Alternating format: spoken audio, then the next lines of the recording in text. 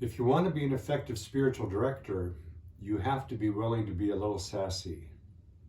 You have to be okay with being on an edge that feels a little dangerous, but is very real.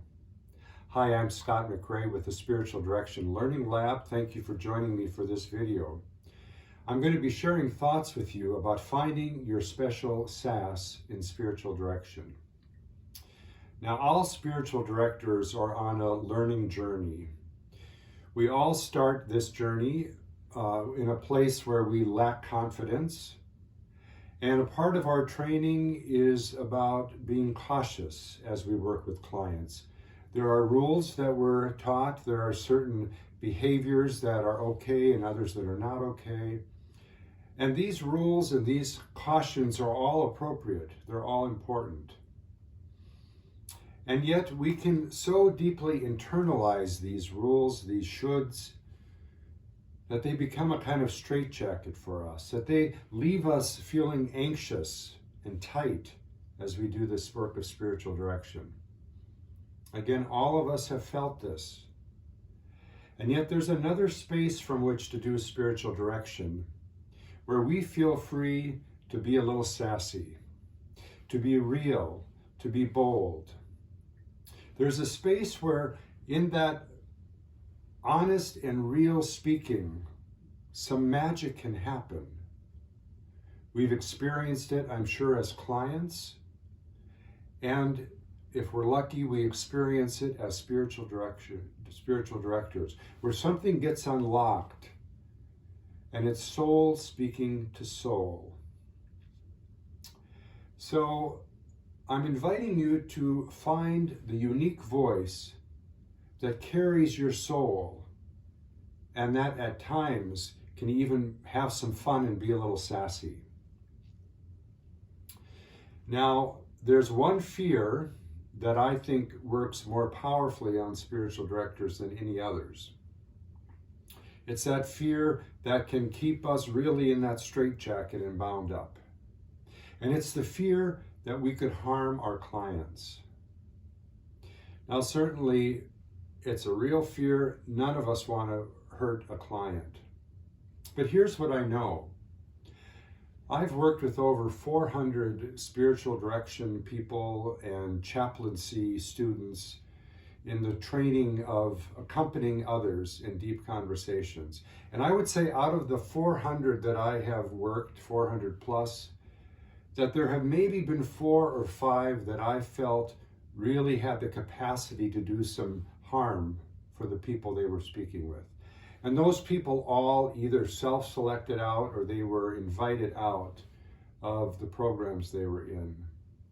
So if you do the math, that's about 1% of people exploring or coming into spiritual direction and chaplaincy that can likely do some damage.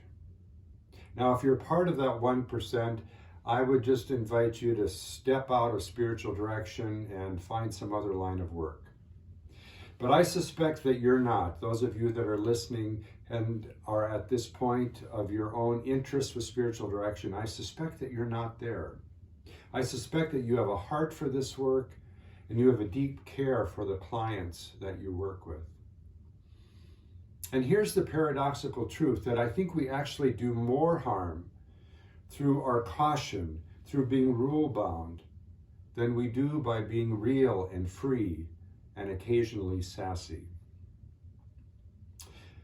Not too long ago, I said to a client I was working with, "I don't believe you."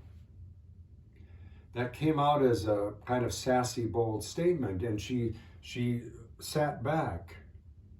And this woman, who I'll call Renee, she sat back because she had been talking about her desire to become a chaplain, and she felt that, I'm just not sure that I'm cut out for it. And she was doing a lot of diminishing talk and just really wondering if she should go back and work for Target again.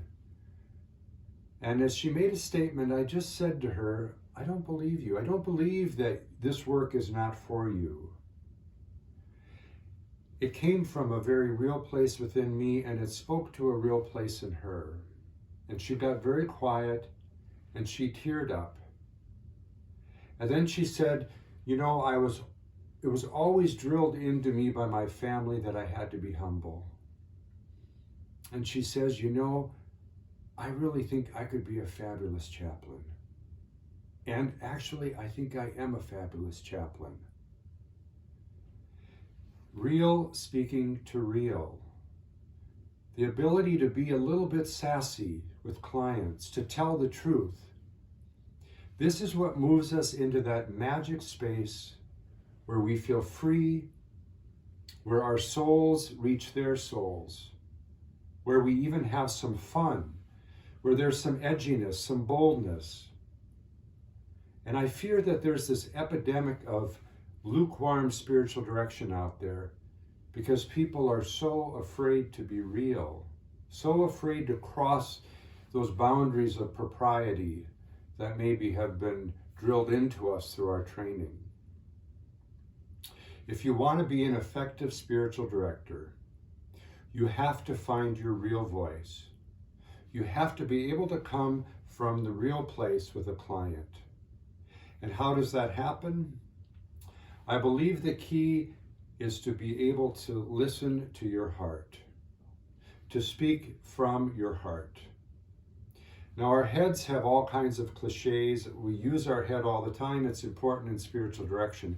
But there's a voice that emerges from our heart and from our feelings that has a whole different quality to it.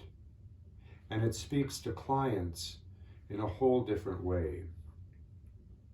So the key to finding your unique voice, the key to finding your special sass, is to be able to listen deeply to your heart and to tell the truth to clients and to engage them from that place. Is it risky? Yes, it can be a little risky.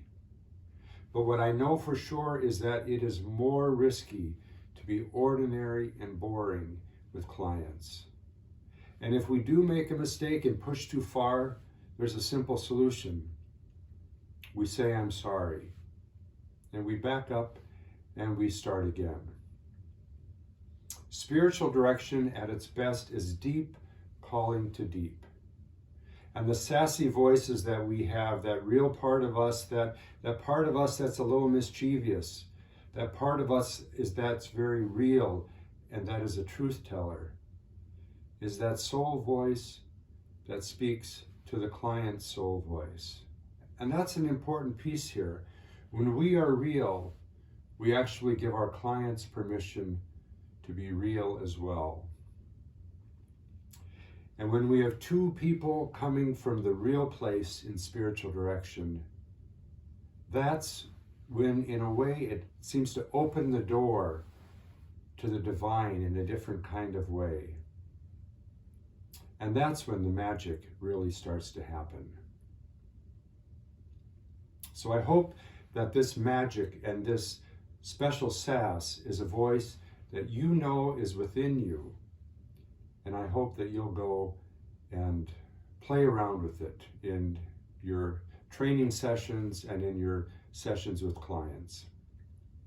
Well, this brings to the end a fourth video that I've done in a series. And for my next video, I'm going to stream together the themes of these 4 videos. And then I'm going to tell you a little bit more about some offerings that I have through my Spiritual Direction Learning Lab. For now, thank you so much for being a part of this video, and I wish you all the best in your spiritual direction work.